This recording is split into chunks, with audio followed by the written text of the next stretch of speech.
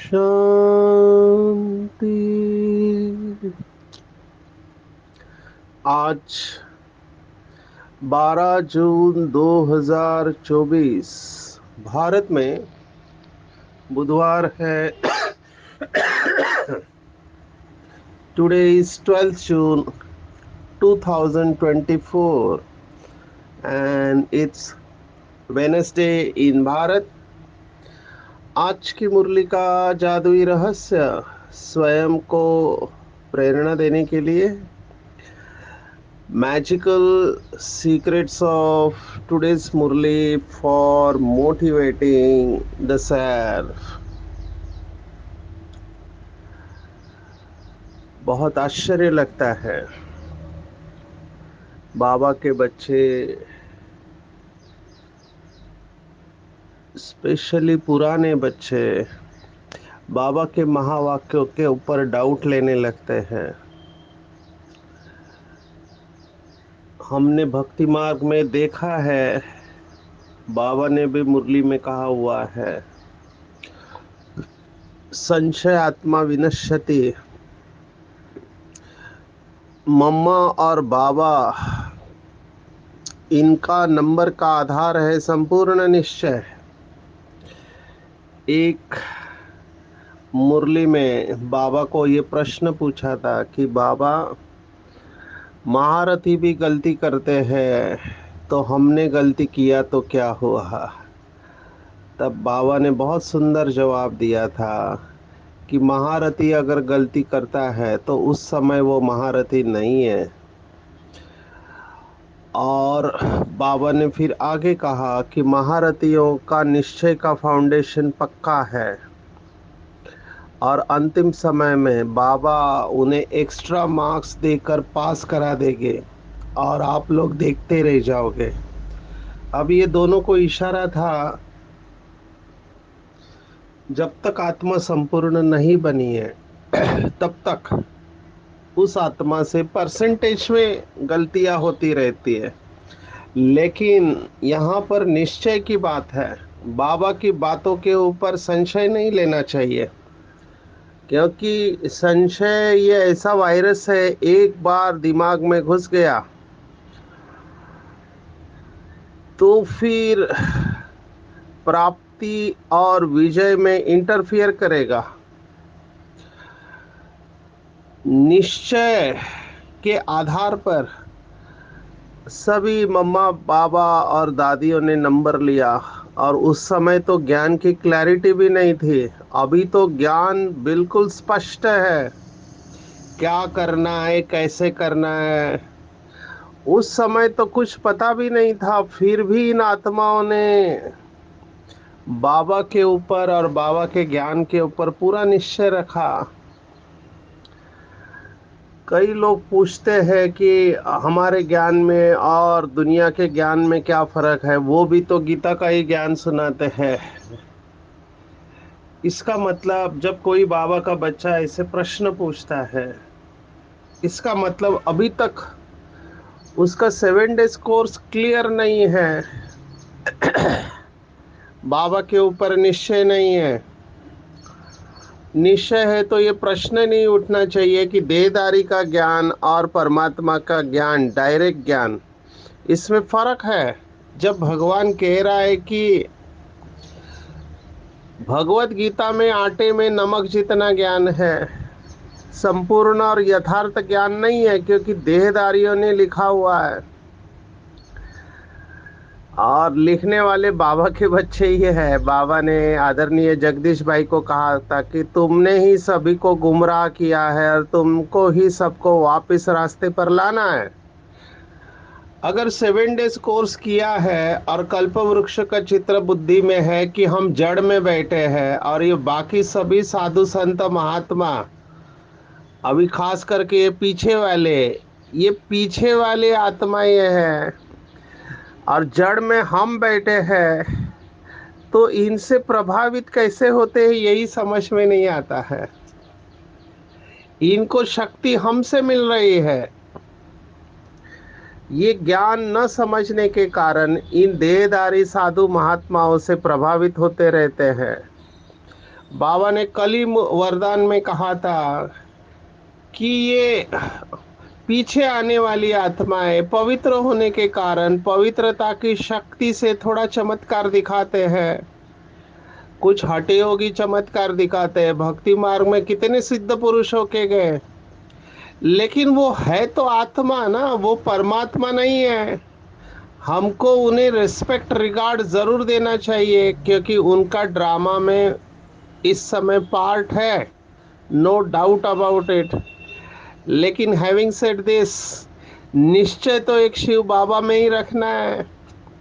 हमारे कितने बाबा के बच्चे, इन महान आत्माओं ने उनकी महिमा की है। मैं आपको अनुभव सुनाऊं, एक सन्यासी बहुत बड़ा फॉलोअर, उसके कितने सारे फॉलोअर्स थे। अभी कुछ लोग अपने बाबा के बच्चे को उसके पास लेके गए और वो सबको तीर्थ दे रहे थे, तो इस बाबा के बच्चे ने मना कर दिया लेने से। तो उन्होंने पूछा कि आप क्यों नहीं ले रहे, तो उन्होंने कहा कि हमको हमारे शिव बाबा का ऑर्डर है कि ये नहीं लेना चाहिए। तब बाकी सभी शिष्यों को लगा अभी हमारे गुरु नाराज हो जाएंगे, तब पर वो गुरु पहुंची हुई हस्ती थी और पवित्र आत्मा थी। उन्होंने अपने शिष्यों को कहा, देखो इनका निश्चय कितना पक्का है अपने गुरु के प्रति, ऐसा आपको अपने गुरु के प्रति निश्चय होना चाहिए। ऐसे कितने अनुभव है। दूसरी बार कई गुरु इस समय के हैं जो ट्रांस में जाते हैं, योगी है। तो एक बाबा का बच्चा किसी के कहने पर वहां गया था, तो दूर बैठ के वो शिव बाबा को याद कर रहा है। तो ये गुरु जो तपस्वी था, उन्होंने कहा, सभी को रोक के कहा कि देखो वो व्यक्ति कितना पावरफुल तपस्या कर रहे हैं और पूरी शक्ति वो खींच रहे हैं परमात्मा से।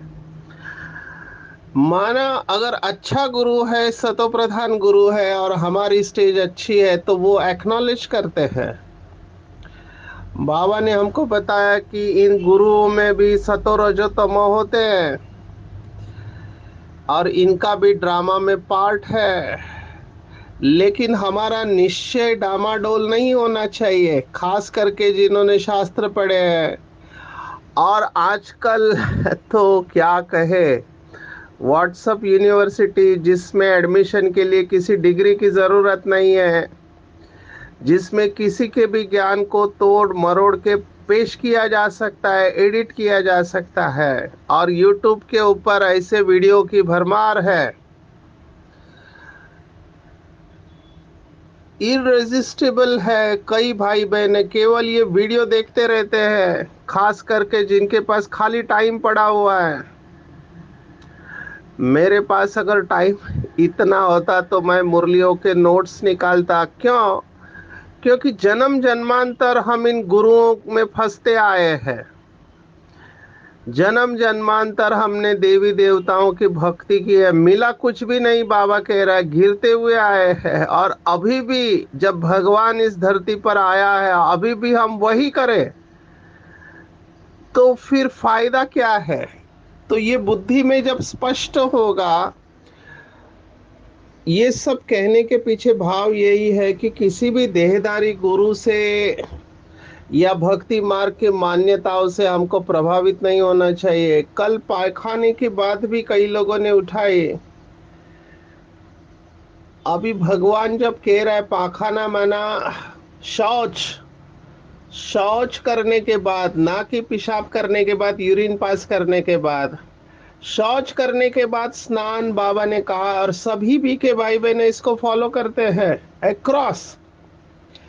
केवल चैलेंजेस कब आते हैं कि आप बीमार है, नंबर वन, आपको लूज मोशन हुआ है, या आप जर्नी में है, या आप ऑफिस में है, वहां पे चैलेंज होता है। लेकिन वो भी देखना चाहिए कि उसके बाद भी जैसे ही हमें मौका मिले, हमको अपने आप को शुद्ध कर लेना चाहिए, क्योंकि इसमें निगेटिव वाइब्रेशंस होते हैं। जहाँ पे गंदगी होती है, मल होता है, वहाँ पे शुद्धता पवित्रता की कमी होती है। अभी भगवान वाच है, भगवान अगर कह रहा है तो उसके पीछे कोई राज होगा। यज्ञ की कहानी सुनाती है, पांडव भवन में एक आत्मा बीमार पड़ गई, अभी उसे कंटिन्यूस लूज मोशन हो रहे, बाबा को खबर पहुंची तो बाबा देखने गए, तो वो बिस्तर पर पड़ी थी, तो बाबा ने पूछा, और बाबा उसके सिर के ऊपर हाथ रखने जा रहे, और बाबा पीछे हो गए और कहा कि बच्ची ने स्नान नहीं किया है। तो ये यज्ञ की कहानी मुझे एक वरिष्ठ भाई ने सुनाई कि बाबा इसको इतना महत्व देते थे। अब ये हमारे हाथ में है कि हम इसे फॉलो करें या नहीं करें। मुझे ऐसे लगता है श्रीमत के ऊपर हमको 100% निश्चय होना चाहिए। ट्रेन में भी कई भाई बहने जाते हैं, अभी मैंने देखा है, मैंने यही सवाल हमारे साउथ के भाई बहनों को पूछा। अभी कर्नाटक, तमिलनाडु इतना दूर से ट्रेन में आते हैं, या यहाँ पर ईस्टर्न पार्ट ऑफ इंडिया से, इनका 3 4 5 दिन ट्रेन में जाता है। अभी फिर इनको स्नान तो करना ही पड़ता है, तो वो ट्रेन में स्नान कर लेते हैं, उसकी तैयारी में वो आते हैं। तो जिसको लक्ष्य होता है वो लक्षण को धारण कर लेता है। Now I leave it to everyone, इसमें आर्गुमेंट नहीं करना चाहिए। हम कभी आर्गुमेंट में जाते नहीं है। मुझे बहुत लोग मेरे पास आर्गुमेंट के लिए आते हैं, मैं ओम शांति करके बाजू में हो जाता हूँ। मुझे इतना पता है कि बाबा की बातें 100% सत्य है, और जो इसको फॉलो करेगा उसका कल्याण हुआ है। अभी बाबा की कितनी सारी पॉइंट है जो डिबेटेबल है। 5000 वर्ष का चक्र है, बहुत लोगों को एक्सेप्ट करना कठिन जाता है, लेकिन मम्मा बाबा ने इसके ऊपर कोई डाउट नहीं लिया, उनका कोई अकल्याण नहीं हुआ। फिर जानवरों का परम धाम किधर है, ये भी प्रश्न पूछते हैं। कभी मम्मा ने इसके बारे में ये नहीं कहा कि बाबा ने बताना चाहिए, बाबा ऐसे क्यों करता है, नहीं। बाबा अगर नहीं बता रहा है तो उसमें कल्याण है सभी का। तो जब मम्मा को ये प्रश्न पूछा था तो मम्मा ने कहा कि बाबा ने अभी तक बताया नहीं है। तो बिल्कुल क्लियर रहना चाहिए श्रीमत में, क्योंकि भक्ति मार्ग की मान्यता हमारे लौकिक जीवन के बिलीफ सिस्टम, अगर हमारे निश्चय की कमी है तो हमारे अंदर इरिटेशन पैदा कर सकते हैं। कुछ लोगों में हमने गुस्सा देखा। क्वेश्चन एक है, आप नॉलेज के रूप से पूछ सकते हैं, लेकिन बाबा को ऐसा नहीं कहना चाहिए, दूसरों को ऐसा करना नहीं चाहिए। ये सब जोन में हम जाते हैं तब कहीं पे अंदर से नॉन एक्सेप्टेंस की बात आती है। तो हमको ड्रामा को पूरी तरह से स्वीकार करना है। भगवान ज्ञान का सागर है, अगर वो कुछ बात कहता है तो उसके पीछे राज है, और अगर वो कुछ बात नहीं कहता है तो उसके पीछे भी राज है। कुछ लोग इसे ब्लाइंड फेथ कहते हैं कि आप ब्लाइंडली फॉलो कर रहे हो। अभी ब्लाइंड फेथ और निश्चय दोनों में फर्क है। निश्चय का आधार अनुभव है। अगर मैं शिव बाबा के श्रीमत पर चलकर अशरीरी अवस्था में सुख शांति का अनुभव करता हूँ, तो मुझे और क्या चाहिए। ये प्रश्न उनके मन के अंदर उठते हैं जिनको अनुभव नहीं होता है। डॉक्टर वैन डायर करके एक बहुत फेमस ऑथर होके गए, जिन्होंने काफी इंटरनेशनल बेस्ट सेलर किताब लिखी है, उनकी एक किताब में उन्होंने लिखा है, बुक का टाइटल ही है, you will see it when you believe it. लोग कहते हैं कि हमको अनुभव हो तब हम माने, और वैन डायर कहता है कि आप मानो तब आपको अनुभव होगा। अभी होता भी कुछ ऐसा है, जैसे स्वामी विवेकानंद थे, उनके अंदर बहुत प्रश्न थे, और वो इन्हीं, क्योंकि मॉडर्न पढ़े हुए थे, बहुत कुछ पढ़ा हुआ था, तो वो पढ़ाई इंटरफेयर कर रही थी, तो स्वामी रामकृष्ण परमहंस के पास गए, उनके ऊपर उन्होंने काफी एक्सपेरिमेंट्स किए, लेकिन शक्ति के आगे निष्प्रभ हो गए। एक दिन उन्होंने पूछा कि क्या तुम मुझे भगवान को दिखा सकते हो? तो रामकृष्ण परमहंस ने कहा, मैं तो दिखा सकता हूँ, लेकिन तुम्हारे अंदर शक्ति है क्या धारण करने की? जब उन्होंने हाँ कहा तो उनको शक्तिपात किया, और वो कई घंटों तक, ऐसे कहते हैं कि साइलेंस में चले गए। तो मुझे ऐसे लगता है, जब हमको अनुभव होता है, ये सब प्रश्न समाप्त हो जाते हैं। आज की पूरी मुरली जो है, वो शिव अवतरण के ऊपर है, जिसके ऊपर ही कंफ्यूजन है पूरा भक्ति मार्ग में। कितने सारे बिलीफ है कि कण कण में भगवान है, नाम रूप से न्यारा है, युगे युगे आता है, कितना कंफ्यूजन है। और कोई ये कंफ्यूजन दूर नहीं कर रहा है, लोग इस कंफ्यूजन के साथ जीना पसंद कर रहे हैं।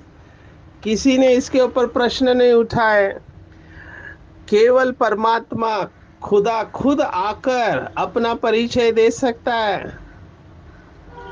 बाबा ने जैसे कल प्रश्न पूछा था कि शिवरात्रि पर हॉलीडे क्यों नहीं देते, आज भी बाबा का दूसरा सुर है, पर मुझे बहुत अच्छा लगा। बाबा ने कहा कि बच्चे, आपने जगन्नाथ मंदिर या और भी कई मंदिरों में, आज दो मंदिरों की याद किया है, जगन्नाथ और रघुनाथ का मंदिर। आप में से जो भी माउंट आबू गए हैं, उन्होंने ये रघुनाथ का मंदिर देखा होगा। जैसे अभी भारत में अयोध्या में है ना, राम लल्ला की मूर्ति की स्थापना की है, वो काली मूर्ति है। तो बाबा ने आज प्रश्न पूछा कि आपने देवताओं को तो काला बना दिया, लेकिन मुझे क्यों काला बना दिया? मैं तो एवर प्योर मुसाफिर हूँ, और वो भी हसीन मुसाफिर। तो बाबा आज प्रश्न पूछ रहा है कि मैं तो जन्म मरण के चक्कर में भी नहीं आता हूँ, आपके जैसा शरीर भी धारण नहीं करता हूँ, मैं तो पतित दुनिया पतित शरीर में आता हूँ, मुझे क्यों काला कर दिया? Number one. नंबर टू, एक तरफ आप लोग कहते हो कि भगवान नाम रूप से न्यारा है, माना जिसका रूप ही नहीं है, तो फिर दूध फल आदि फूल आदि क्यों चढ़ाते हो? बाबा प्रश्न पूछ रहा है। सो हमको भी जब ये ज्ञान समझाना है, तब हमको ये प्रश्न पूछने आने चाहिए। कोइंसिडेंटली योगा योग से कल की मुरली में ही हमने परमात्मा का अवतरण का श्लोक देखा था। मैं फिर से उसको रिवाइज करना चाहूंगा। 9वें अध्याय का 11वां श्लोक है, अवजानन्ति माम मूढ़ा मानुषी तनुमाश्रितम परम भावम जानन्तो मम भूत महेश्वरम। जब परमात्मा मानव रूप में अवतार लेते हैं, माना जब मनुष्य तन में प्रवेश करते हैं, तो भगवत गीता कहती कि जो मूढ़ है, जिनकी बुद्धि मूढ़ है, वो नहीं पहचानते और मेरे परम भाव को नहीं जानते कि मैं इस संसार और संपूर्ण प्राणियों का मम भूत महेश्वर, महान ईश्वर हूँ। अब ये श्लोक स्पष्ट कह रहा है कि लोग मुझे नहीं पहचानते। पिछले कुछ दिनों में मुरलियों में आया है कि लोग सोच रहे हैं कि भगवान गुप्त रूप से अपना कार्य कर रहा है, लेकिन गुप्त कैसे? उसका यथार्थ भाव अभी तक समझ में नहीं आया है। और बाबा हमको वो समझा रहा है कि बच्चे मैं कौन से तन में प्रवेश करूं। आज की पूरी मुरली इसके ऊपर है, कौन से तन में आऊं। तो बाबा ने स्टेप बाय स्टेप सभी प्रश्नों का जवाब दिया है। नंबर 1, बाबा ने स्पष्ट कहा है कि मैं जानवरों के तन में नहीं आता हूं। तो ये जब कच्छा अवतार, मच्छ अवतार, वराह अवतार, ये इमीडिएटली आउट हो जाते हैं। बाबा मनुष्य आत्माओं का उद्धार करने को आता है। इन सब पशु पंछियों का उद्धार ऑटोमेटिकली हो जाता है। तो जानवर के तन में नहीं आते हैं परमात्मा। तो ये तीनों अवतार आउट है। अभी मनुष्य तन में आएंगे तो किसके तन में आएंगे? अभी ये भी लॉजिकली हमको देखना चाहिए कि अगर देवता के तन में आए तो जब देवता है तब ज्ञान की जरूरत ही नहीं, क्योंकि देवता है तो जीवन मुक्ति में है। उनको कोई दुख ही नहीं है जो भगवान आके ज्ञान सुनाए। So that is also out. माना देवताओं में नहीं आता है, देवता शरीर में नहीं आता। अभी रह गए मनुष्य। अभी किसके तन में आना चाहिए? प्रेसिडेंट के तन में आना चाहिए, साधु महात्मा, या भक्तों के तन में आना चाहिए? अभी बाबा कह रहा है इस समय के पॉलिटिशियन सभी जानते हैं कैसे है तो उसमें आने का चांस नहीं है, क्योंकि बहुत पाप करते हैं, बहुत झूठ बोलते हैं। तो बाबा तो आएगा ऐसे आत्मा के अंदर, शरीर के अंदर, जिसने बहुत भक्ति की है। अभी सन्यासियों के अंदर भी बाबा नहीं आ सकता, क्योंकि सन्यासियों का जो मार्ग है वो निवृत्ति का मार्ग है, और बाबा तो प्रवृत्ति मार्ग की स्थापना करने को आया है, निवृत्ति मार्ग की नहीं। तो सन्यासी भी आउट है, क्योंकि सन्यासी खुद कहते हैं शिवोहम शिवोहम, अहम ब्रह्मास्मि, तो वहां पे भी नहीं आते हैं। अभी रह गए भक्त। तो भक्तों में कौन से भक्त में आए?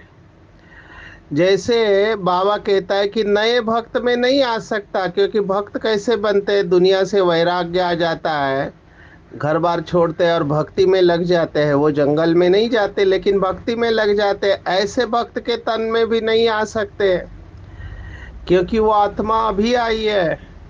तो बाबा ने आज कहा कि मैं सबसे पुराने भक्त के तन में आता हूँ, जिसने भक्ति की शुरुआत की। अभी ये बहुत गुह्य राज है जो दुनिया वालों को पता नहीं है। ब्रह्मा सो विष्णु और विष्णु सो ब्रह्मा, ये भक्ति मार्ग में कहते भले हैं, लेकिन उसका यथार्थ अर्थ केवल शिव बाबा ही हमको सुनाते हैं कि ब्रह्मा सो विष्णु कैसे है, या विष्णु सो ब्रह्मा कैसे है। तो जो श्री कृष्ण की आत्मा है, नंबर 1 आत्मा, वो अंतिम जन्म में पतित बन जाती है। और इसी आत्मा ने द्वापर में सबसे पहले भक्ति की शुरुआत की। तो सबसे पुराने भगत श्री कृष्ण की आत्मा है, जो द्वापर में विक्रमादित्य राजा के रूप में भक्ति की शुरुआत करते हैं। और जो आज बाबा ने ऑब्जेक्शन लिया है कि मेरा लिंग भी काला बना देते हैं, तो बाबा ने कहा शुरुआत में तो हीरो का लिंग बनाते हैं। हीरो का आप सोचो, बाबा चमकने वाला है। द्वापर युग में बुद्धि रजो प्रधान है, तमो प्रधान नहीं है, इसलिए कैचिंग पावर अच्छी है। उस समय जब दुख की शुरुआत होती है तो याद करते हैं कि हमको सुख किसने दिया, तब ज्योति की याद आती है और शिव बाबा का हीरे के रूप में लिंग बनाते हैं। आज भी कई जगह पर मैंने देखा है कि संगम संगम रवर का जो पत्थर होता है सफेद कलर का, उसका शिवलिंग होता है। तो ये ठीक बात है। बाबा ने आज तो कहा कि खुद काले हैं, इसलिए मेरा लिंग भी काले बना देते हैं। अभी काला ये स्किन की बात नहीं है, त्वचा की बात नहीं है, ये आत्मा की बात है। जैसे देवताओं के बारे में कहते हैं कि वाम मार्ग में गए, तो इसलिए ये सब चित्र है, गंदे चित्र मंदिरों के ऊपर होने नहीं चाहिए। खजुराहो करके एक टेम्पल है भारत में, जहाँ को देखने के लिए दूर दूर से टूरिस्ट आते हैं। मध्य प्रदेश में पूरे गंदे चित्र है वहां पर, तो देवताएं वाम मार्ग में गए।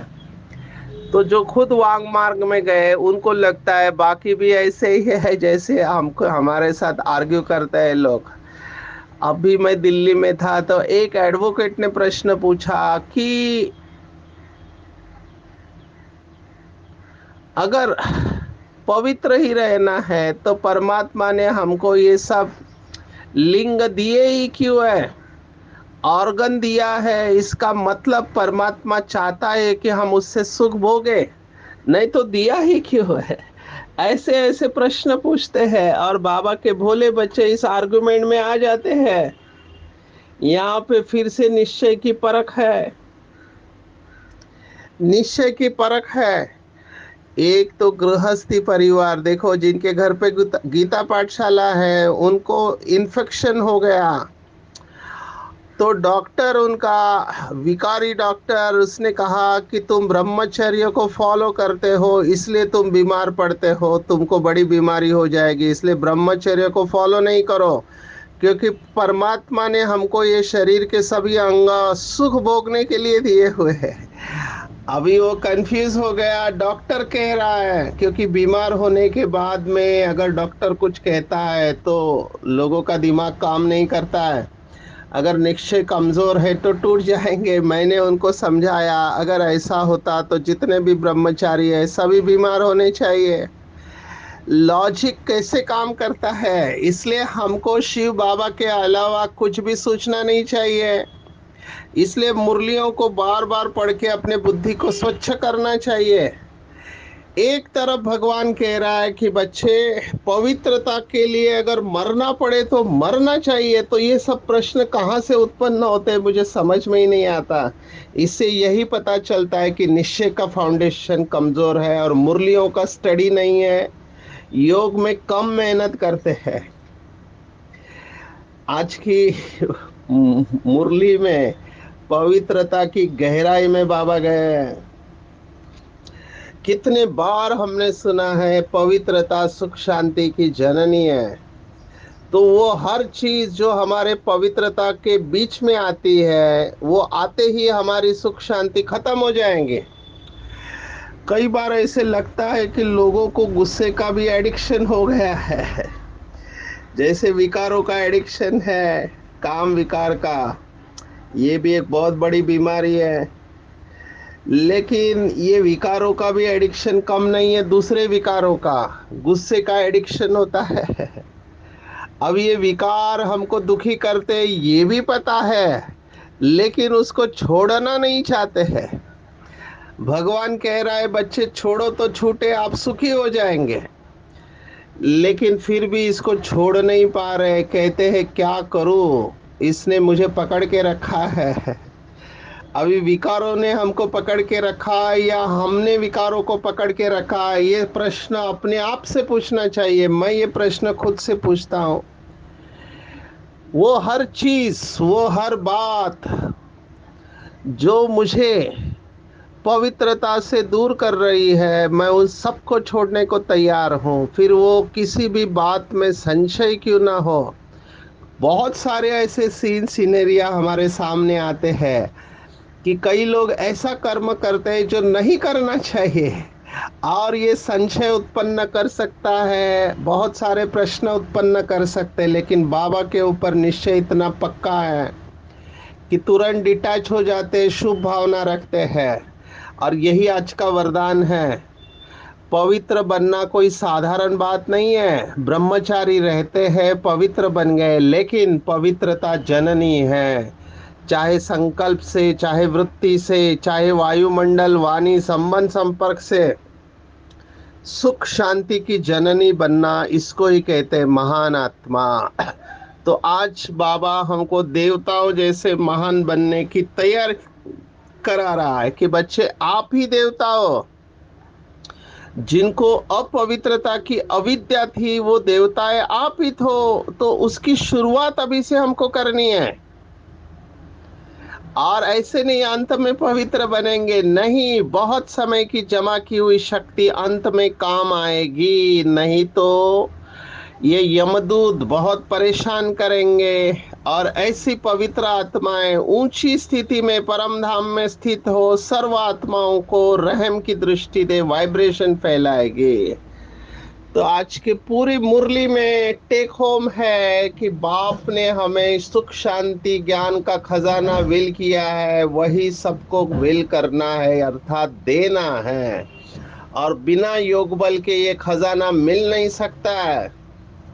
बाबा उसी तन में आते हैं जिसने पहले पहले भक्ति शुरू की थी, जो नंबर 1 पूज्य था फिर पुजारी बना। ये राज हमको सबको सुनाना है।